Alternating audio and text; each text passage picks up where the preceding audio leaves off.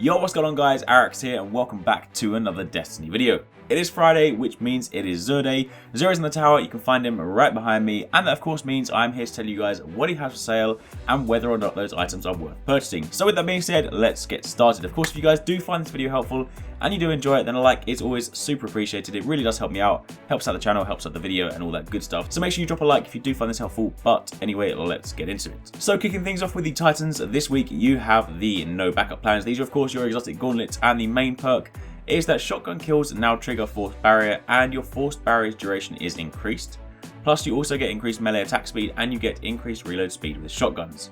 Your stat roll on this one is 43 discipline and 40 strength when maxed, and when comparing that to the min max values, the lowest you'll ever see this is with 31 discipline and 31 strength, and the highest is 53 discipline and 84 strength. So on the discipline side of things, this is pretty high, definitely not the highest, but it is still pretty high. But on the strength side of things, this is only around the middle region. So of course, if you are going to pick this up, compare it to what you already have and work out whether or not it's worth it.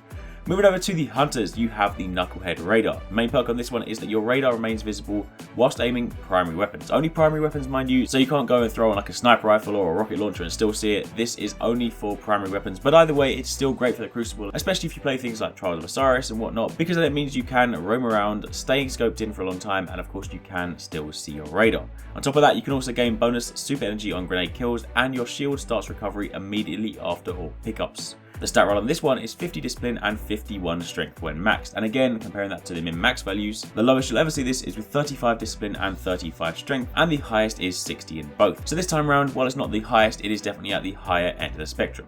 Finally, moving over to the Warlocks, your exotic this week is a helmet, the Apotheosis Veil. The main perk on this one is that you get immediate health, melee and grenade regeneration on activating your super. On top of that, you also gain more super energy from non-guardian kills, and you replenish your health when you pick up an orb of light.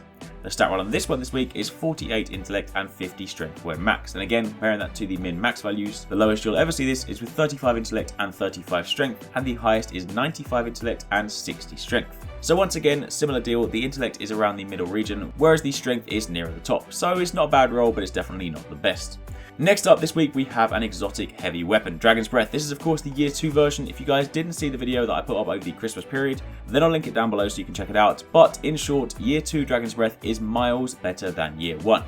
I wouldn't necessarily say it's still worth purchasing because it's still not, in my opinion, a top tier rocket launcher, but it is definitely miles better than it was. Year 1 Dragon's Breath was an absolute joke, but at least in year 2 they replaced the main perk with the new perk Napalm, where you can basically hold down the trigger, fire off the rocket, and upon releasing the trigger, the canister will then drop and it will then spread napalm on the floor. So it is pretty useful, it does have its uses, it's just not something that I personally would give up my exotic slot for.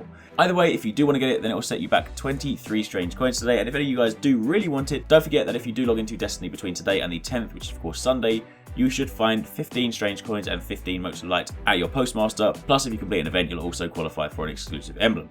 Anyway, moving over, you also have the Legacy Ngram. This time it's a heavy Legacy Ngram, and again, as I always say, I would steer clear of these unless you are simply trying to complete your collection. If you're new to Destiny and maybe you only picked it up over Christmas, you need to know that this does not yield year 2 items. This simply gives you items that you can no longer get in the loot drops or the loot tables. It'll give you year 1 items, so if you're trying to sort of complete your collection, then you can go back and grab some, but this will not give you anything valuable to you right now.